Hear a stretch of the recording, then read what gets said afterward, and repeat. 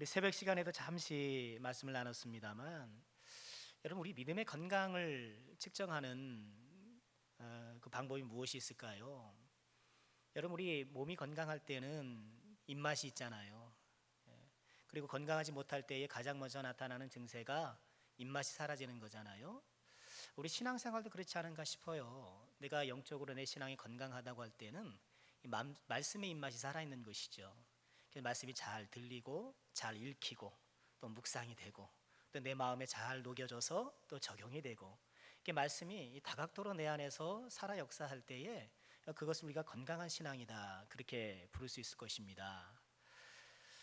우리가 이사야 28장을 읽었는데요, 이사야서는 우리가 새벽마다 또 묵상하는 말씀이기도 한데, 이사야서는 하나님의 심판과 구원이 교차적으로 선포되고 있다 그런 말씀을 드렸습니다. 그래서 이사야서를 읽으시다 보면은 어떤 장에서는 하나님의 매서운 심판이 예고되기도 하고, 또 다른 장에서는 또 하나님의 풍성한 은혜, 회복의 사랑이 예고되기도 하고, 이렇게 심판과 구원이 교차적으로 등장하는 것이 이사야서인데요.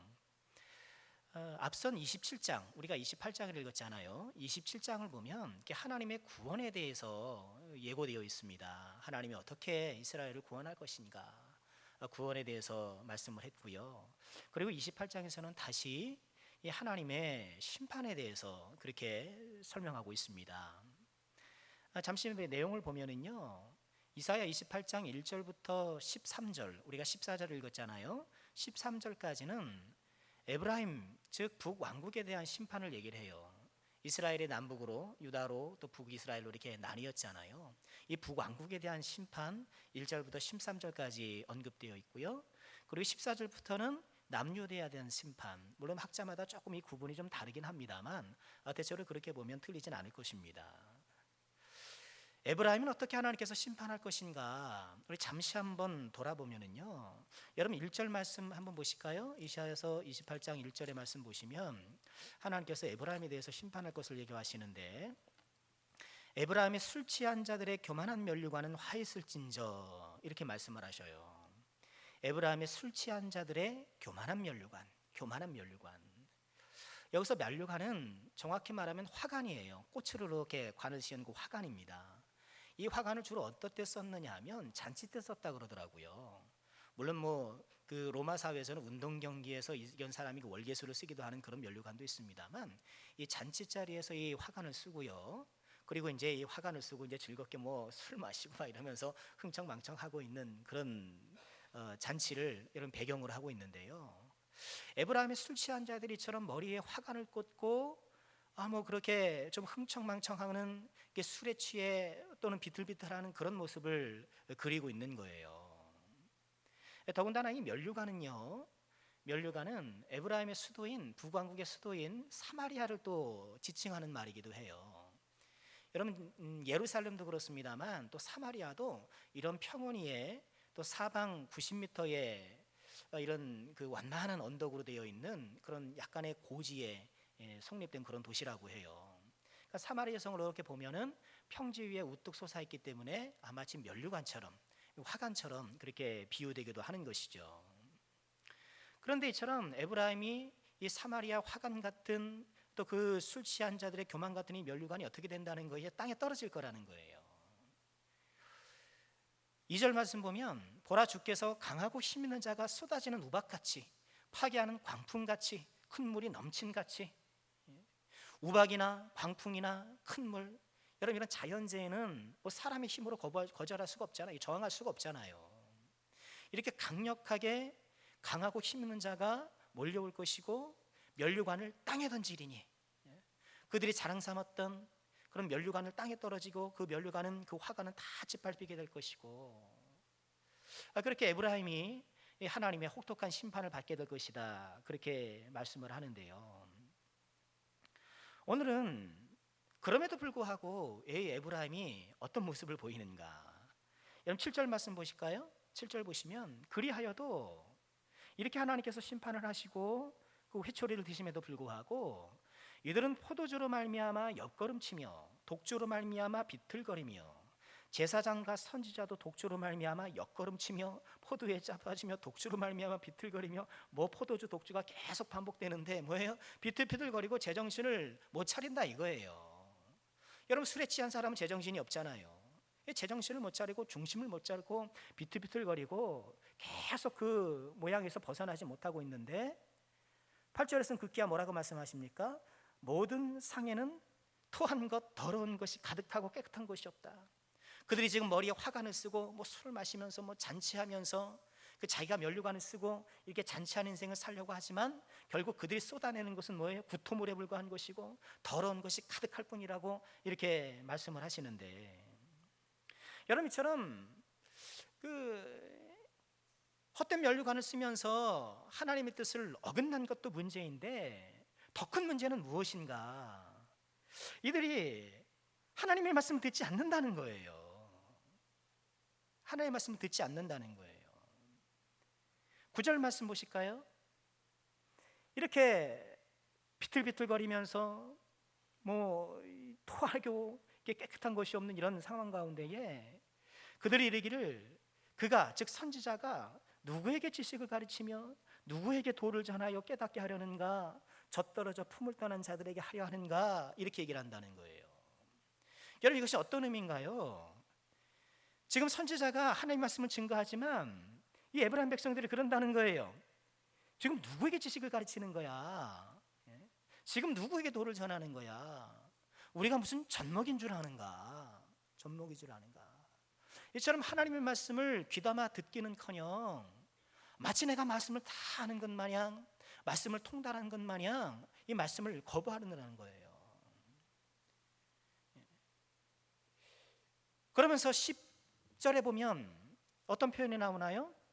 대저 경계에 경계를 더하며 경계에 경계를 더하며 교훈에 교훈을 더하며 교훈에 교훈을 더하되 여기서도 조금 저기서도 조금 하는구나 하는도다. 여러분 이 얘기가 무슨 말일까요? 여러분 이 10절 말씀은 좀 해석이 쉽지 않은 본문이긴 하는데요, 경계에 경계를 더하며 경계에 경계를 더하며 이게 지금 10절 말씀이 뭐냐면요, 이 사람들이 선지자가 하나님 말씀을 증거하는 거를 흉내내는 거예요. 지금 흉내내는 걸 이렇게 번역을 해놨는데 그래서 이 번역이 적절치 않아서 공동번역 성경을 보면 원문 그대로 얘기를 해요. 이 10절을 사우 라사우 사우 라사우 카우 라카우 카우 라카우 지에르삼 지에르삼 이렇게 원문을 그대로 표현하거든요. 지금 이 뉘앙스가 뭐냐 하면 지금 선지자가 말하는 것은 듣지도 않고 그것을 뭐 듣지도 않고 선지자가 말하는 것 흉내내면서 조롱하는 거예요. 우리가 그 말씀을 모르는 줄 알아? 우리가 무슨 젖먹인 줄 아나? 하면서 선지자를 흉내내면서 그 가르침을 멸시하고 있는 거예요. 여러분 그런 거 있잖아요. 우리 학교 다닐 때 막 선생님 흉내내면서 웃기려고, 그죠? 웃기려고 선생님 흉내내면서 막 그럴 때가 있잖아요. 그거야 뭐 장난이라고 치는데 지금 그런 모습을 보이고 있다는 거예요. 그러니까 하나님께서 어떻게 말씀하시나요? 11절 보실까요? 그러므로 더듬는 이슬과 다른 방언으로 그가 이 백성에게 말씀하시리라. 그래 너희들이 지금 그렇게 뭐 더듬 하면서 선지자의 말하는 것을 흉내내는데 정말 더듬는 입술, 다른 방언이 뭔가요? 이방 나라죠. 이방 나라가 와서 너희들을 정말 더듬는 말, 이방 나라가 당연히 더듬할 수밖에 없잖아요. 그러죠. 이방 나라가 지금 에버람에 딱 오면은 뭐 유창한 말로 하겠습니까? 정말 더듬거리는 말로 너희들에게 말할 것이다. 그렇게 이야기하고 있는 거예요. 13절에 보니까 하나님께서 그러시죠.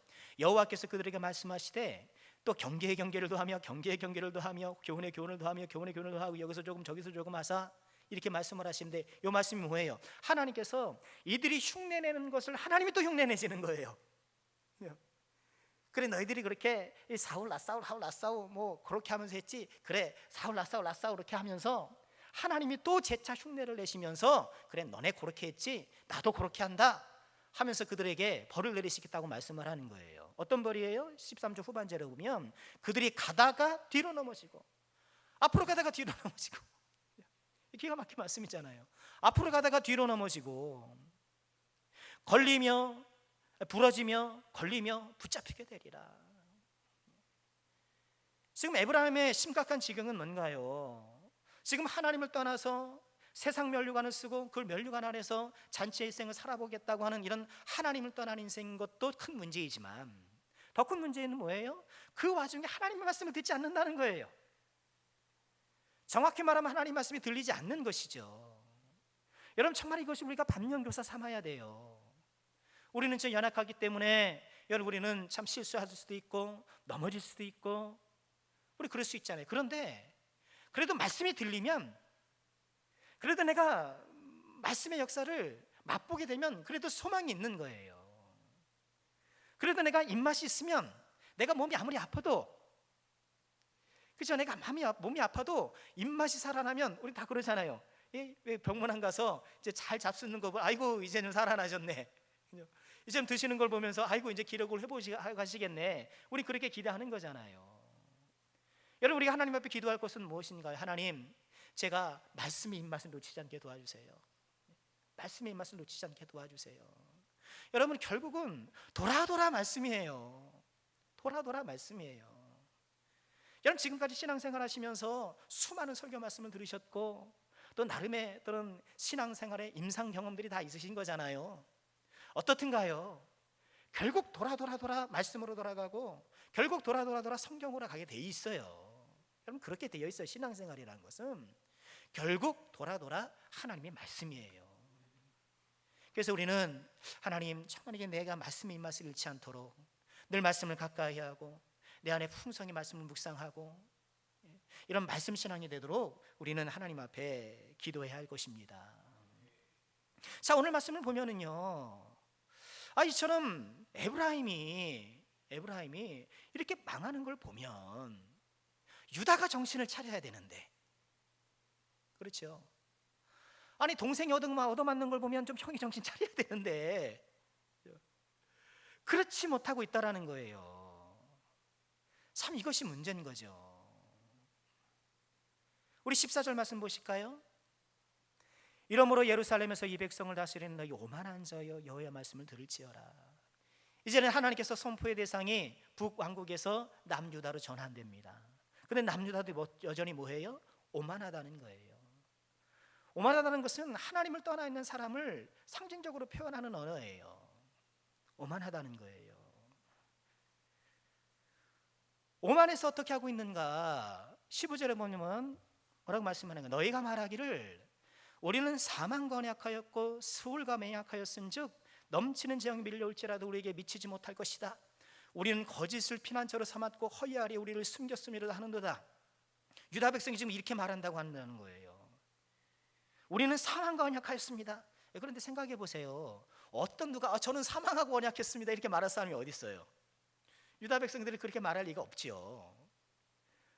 그렇죠? 그렇죠? 어느 누가 저는 수울과 맹약했습니다 이렇게 말할 사람이 어디 있겠어요? 자, 15절 말씀은 어떤 상황을 상정하고 있느냐 하면은요, 여러분, 이사야가 사역하던 시대에, 하나님의 말씀 증거하던 시대에 유다 왕 아하스가 있었습니다. 그런데 아하스 때에 어떤 일이 있었느냐 하면, 그때에 그 세계권을 좀 주무르고 있는 나라는 아수르였어요. 들어보셨어요? 아수르가 지배하고 있었단 말이에요. 그런데 이 아수르가 내분으로 인해서 잠시 좀 쇠약해져요.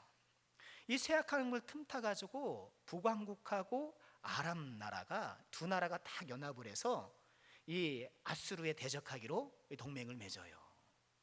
근데 둘이서만 동맹하기로 하니까 좀 불안했는지 이 남유다와 같이 합세하자고 남유다에 동맹할 것을 제안해요. 우리 같이 힘 합쳐서 아수르를 좀 물리칩시다. 아하스가 그랬단 말이에요. 아하스 왕 때에. 그런데 아하스가 가만히 생각해 보니까 그건 아닌가, 승산이 없어 보였다고 생각했던 모양이에요. 그래서 그 동맹을 거절합니다. 나는 참가 안 할래. 너네들이 하든지 말든지. 그러니 어떻겠습니까? 아람하고 북왕국이 어떻게 하겠어요? 이 녀석 봐라, 우리가 같이 하자고 하는데 안 해? 너부터 하면 혼내줄게 하면서 두 나라가 연합해서 이 유다를 쳐들어와요. 그러니 아하스가 벌벌 떱니다. 아하스가 어떤 방법을 취했을까요? 하나님께서 오셔서 이사야를 보내셔서 하나님께서 괜찮다, 구원해 주실 거다 이렇게 말했지만 이사야가 이 아하스는요 뒤로 싹 돌아가 가지고요 아수르에게 도움을 요청해요. 이 두 나라가 아수르를 좀 대적하려고 하잖아요. 근데 이 남유다가 북쪽으로 쭉 올라가서 아수르한테 도움을 요청을 하는 거예요. 그러니까 이 아수르가 이 유다의 돈을 받고, 역대기 말씀 보면은 돈을 받았다 그렇거든요. 돈으로 도움을 요청을 해서 이 아수르가 다시 강성해져서 이 아람과 북왕국을 무너뜨려요. 그러면 이 두 왕국을 무너뜨린 다음에 아수르가 가만히 있는가? 이제는 누구를 삼키려 들겠어요? 남유다를 삼키려 드는 거예요. 여러분, 내가 돈을 주고 도움을 요청했는데, 내가 그것을 의지했는데 결국 의지했던 그것이 나를 공격하는 거예요. 여러분, 여기서 우리가 정말 훌륭한 교훈을 발견해야 돼요. 여러분, 내가 의지하려는 그 세상 것이 결국 나를 공격해요.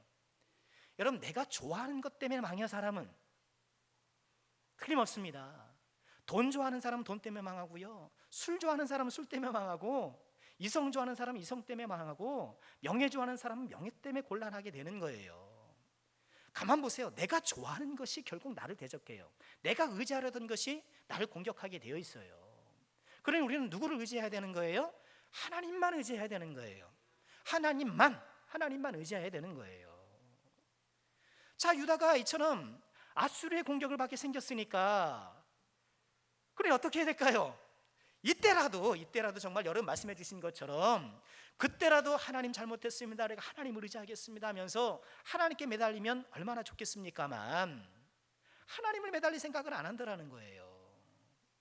하나님 의존할 생각을 하지 않고 이제는 어디에다가 손을 벌릴까요? 전통의 강자 애굽, 저 남쪽에 있는 애굽, 날 좀 도와다오 하면서 애굽에 가서 애굽과 언약을 맺고 맹약을 맺고 온 거예요. 그게 바로 15절의 배경이란 말이에요. 그걸 보고 이 사람들이, 유다 사람들이 이제 애굽하고 동맹을 체결했으니까, 조약을 맺었으니까 아주 든든해. 여러분, 우리나라도 그런 거 아닙니까? 미국하고 동맹이니까 우리는 든든해. 하나님과 동맹해야죠. 하나님과 동맹해야 우리나라가 든든한 거예요. 뭐 전술적으로 전략적으로 필요할 수는 있겠지만 하나님과 동맹하는 것이 나라의 번영을 위해서 우리에게 필요한 것이지, 세상에 어떤 국가가 우리를 영원히 지켜줄 국가가 어디 있겠습니까? 여러분, 유다가 똑같은 실수를 반복하고 있는 거예요. 애굽과 매약을 맺고 와가지고는 이제 안심하는 거예요. 애굽하고 조약을 맺었으니까, 애굽하고 매약을 맺었으니까 이제 우리는 안심이야, 괜찮아. 그런데 그걸 들어서 뭐라고 말하는 거예요? 우리 하나님께서 사망과 언약을 맺고 왔다. 지금 수울과 맹약을 맺고 온 거다. 너희들 지금 자랑스럽게 안심이라고 지금 마음 놓고 있는데 그게 아니라는 거예요. 기껏해야 너희는 거짓을 피난처로 삼은 것이다. 기껏해야 너희는 허위 아래에 숨어졌습니다. 거짓과 허위 아래서, 거짓과 허위는 여러분 시간 되면 다 들통나요. 그죠? 거짓과 허위는 때가 되면 다 들통나게 되어 있어요. 때가 나면 밑바닥이 다 드러나게 되어 있어요. 애굽이 그런 거예요. 세상의 도움이라는 것이, 우리가 의존할 세상 것이라는 것이 결국 다 밑바닥이 드러날 것이고요, 그들의 한계를 우리가 보게 될 것이에요.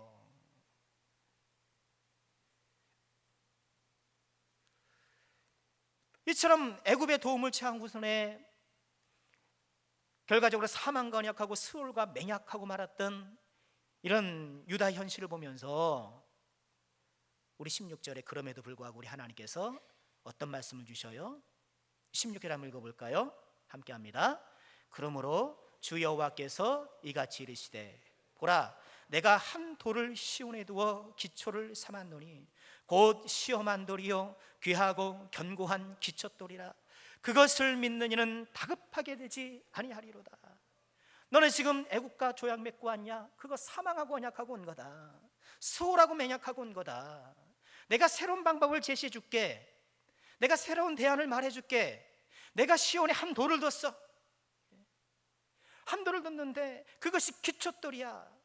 시험한 돌이야. 시험한 돌인가 뭔가요? 여러 가지 시험과 테스트를 통해서 그 확실성이 입증된, 그 견고함이 입증된 돌이라는 거예요. 이런 튼튼하고 확실한 돌을 내가 시온에 뒀다.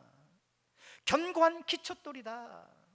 그것을 의지하는 자는 다급하게 되지 않을 것이다. 이렇게 주님께서 말씀하고 계시는 거예요. 여러분, 오늘 살아가는 저 여러분에게 여러분이 이 흔들리지 않고 견고한 기초돌이 무엇인가요? 바로 우리 주 예수 그리스도. 그렇죠. 이 시대 사람들에게는 아직 은유로서 비밀로 감춰주셨어요. 여러분, 그래서 우리가 축복인 거예요. 신약때 살아간 우리가 축복인 거예요. 이 시대 사람들은, 그렇죠? 돌? 근데 왜 하나님께서 돌이라 그러셨을까? 아니, 뭐라고 좀 딱 부러지게 말하면 얼마나 좋아요. 내가 시온에 한 장군을 뒀다, 아니면 내가 무슨 새로운 전략을 거기다 넣었다라든가, 뭐 이렇게 좀 분명하게 말씀해 주시면 참 좋겠는데 돌을 뒀다는 거예요. 그게 은혜적인 표현이잖아요. 왜 이런 말씀을 했을까? 여러분, 가만히 생각해 보면 전 그런 것이 아닌가 싶어요. 여러분, 이렇게 돌을 뒀다고 하면은 그 말을 들은 사람들의 당연한 반응은 뭐예요? 뭐라고 얘기할까요? 그 돌이 뭔데요? 물을 것 아닙니까? 저는 하나님께서 이처럼 하나님의 이런 솔루션과 대안을 이렇게 좀 비밀의 커튼에 이렇게 가려둔 것은 이 사람들로 하여금 그것에 다가오도록, 하나님께 묻고 다가가도록 그렇게 말씀하신 것이 아닌가, 저는 그렇게 나를 묵상해 보는데요. 여러분, 구속사적 측면에서 보면 우리를 위한 배려지요. 신약시대를 살아가는 저 여러분에 대해서 이렇게 말씀해 주신 거예요. 우리는 복음을 통해서, 신약 성경을 통해서 이 돌이 무엇인지 분명히 알게 되잖아요. 우리 예수 그리스도는 어떤 분이라는 거예요? 우리가 믿고 의지할 유일한 돌이라는 거예요. 유일한 돌이라는 거예요. 여러분, 이 사실을 우리가 모르는 바가 아니온데, 여러분 다시 한번 재확인하고요, 확실하게 우리 마음 가운데 세울 수 있는 그런 은혜가 꼭 있으시길 바랍니다. 선지서는 계속해서 묻는 거예요. 무엇을 의지하면서 살래? 이사야서에 보여주는 많은 이야기와 그런 예언은 우리에게 그 질문을 하는 거예요. 너는 무엇을 의지하면서 살래? 여러분, 우리는 무엇을 의지하면서 살 것입니까? 여러분, 우리는 시온의 영원한 돌, 시온의 든든한 돌, 예수 그리스도를 의지하면서 살아가는 우리 모두가 될 수 있기를 주의 이름으로 축원합니다. 여러분, 이 돌은 어떤 돌인가요? 정말 시험한 돌, 말씀드린 것처럼 이 견고함이 입증된 돌이에요. 여러분, 예수님을 믿으면 누구나 다 구원을 받게 되어 있어요. 예수를 믿게 되면 그 구원이 취소되거나 변개되지 않습니다. 예수님 통해서 주시는 구원은 확고부동해요. 움직이지 않습니다. 여러분, 이처럼 든든한 돌을 주시는 것이 우리에게 얼마나 감사한 일인가. 그것을 믿는 이는 다급하게 되지 아니하리라. 다급하게 되지 아니하리라. 여러분, 인생을 살아다 보면 정말 다급할 때가 얼마나 많나요? 다급해질 때가 얼마나 많나요? 경제 문제 때문에, 인간관계 때문에, 여러 가지 크고 작은 내가 헤쳐나가야 될 인생의 과제들 때문에 우리가 참 다급할 때가 많은데, 여러분, 우리에게 반가운 복음의 소식이 뭔가요? 그를 믿는 자는 다급하지 않을 것이다.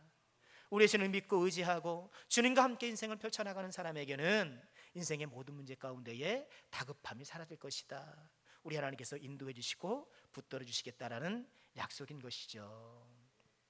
여러분, 우리는 이런 질문을 하지 않을 수 없습니다. 나는 이 시험한 돌 위에, 이 확실한 돌 위에 내 인생을 지금 구축하고 있는가? 나는 지금 내 인생이라는 집을 이런 예수 그리스도를 기초돌 삼아, 여러분, 집에서 가장 중요한 게 기초잖아요. 기초돌이잖아요. 이 기초돌은 집을 꽉 붙잡아줘요. 이 기초돌이 튼튼해야 그 집이 흔들리지 않는 것이잖아요. 나는 시험한 돌 위에 인생을 구축하고 있는가? 여러분, 지금 이스라엘 유다 백성들이 애굽에 가서 도움을 청하고 거기서 조약을 맺고 왔는데, 사실 역사적으로 보면 애굽이 조약을 잘 안 지켰대요. 애를 먹일 때가 한두 번이 아니었다는 거예요. 도와준다 그러면서 뭐 군사들 보내줄 것처럼 그러다가 안 보내주고, 애굽을 믿을 수가 없는 거예요. 여러분, 세상이 그렇지 않나요? 여러분, 세상은 애굽이에요. 나에게 도움을 줄 것 같은데, 그것만 있으면 내가 든든할 것 같은데, 사실 그것이 나에게 힘이 못 돼요. 내가 좀 돈이 좀 더 있으면 내 인생이 필 것 같은데 여러분 그런가요? 내가 좀 요일만 잘 되면 뭐 그럴 것 같은데 이거 다 애굽이에요. 애굽이에요. 여러분 그것이 우리 인생을 붙들어 주는 것이 아니라 오직 견고한 기초석, 견고한 기초돌 우리 예수 그리스도가 우리를 붙들어 주신다는 것을 꼭 기억하시고요. 우리는 사람과 이 세상에 그 어떤 것을 의지할 것이 아니라 오직 하나님만 의지하는, 오직 예수님만 의지하는 우리 모두가 되어야 되겠습니다. 여러분 우리가 믿을 수 있는 게 뭐가 있겠어요? 이사야 2장 22절에 이렇게 말씀을 하세요. 너희는 인생을 의지하지 말라. 너희는 인생을 의지하지 말라. 그의 호흡은 코에 있나니 새말 가치가 있느냐. 너희는 인생을 의지하지 말라. 그의 호흡은 코에 있나니 새말 가치가 어디 있느냐. 어디 있느냐. 여러분 인생을 의지하는 것이 얼마나 어리석은 일인가. 여러분 우리가 의지할 바는 다시 한번 우리 주 예수 그리스도 견고한 시온의 기초돌이라는 것을 다시 한번 기억하시고요. 이 믿음 위에, 이 시온의 돌 위에 내 인생을 구축해 나가고 그 위에서 인생을 펼쳐나가는 우리 모두가 될 수 있기를 주님의 이름으로 축원합니다.